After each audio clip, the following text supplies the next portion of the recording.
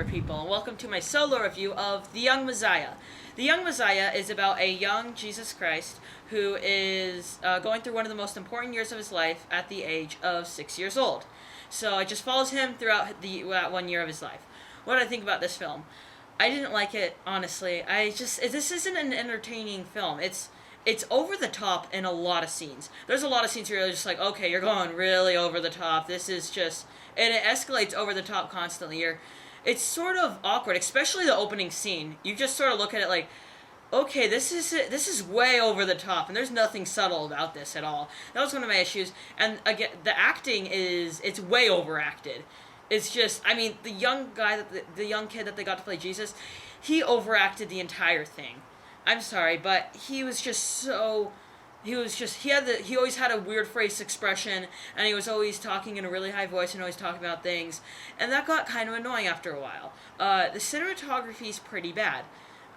It's not as bad as, say, Gods of Egypt or Risen, but it's just some really bad cinematography. It doesn't really make it look that good. The movie looks beautiful, though. That's one of my good things about it. Just the shot of it. There's a few shots that I thought that could be a painting right there. You could put that in a church and it could look like a painting because it's beautiful, but the cinematography should have made it look more beautiful. The score is pretty bad too. It plays over the audio, the dialogue sometimes, and you can't really hear what they're saying in the dialogue.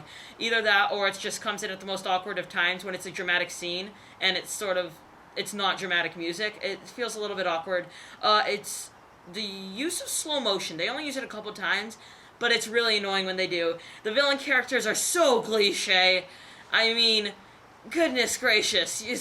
It's exactly what you think a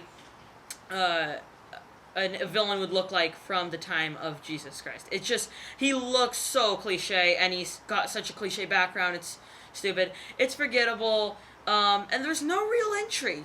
You're just not intrigued by what's happening on the screen. And then my one big complaint, this is a pet peeve that I have in all movies, where they'll have a movie, and they'll have someone who's sad, and who's supposed to be crying, and there's no tears, and that happens in this movie. There's a lady who just practically gave up a few lives, and she should be crying. Tears should be streaming down her face, and there's nothing.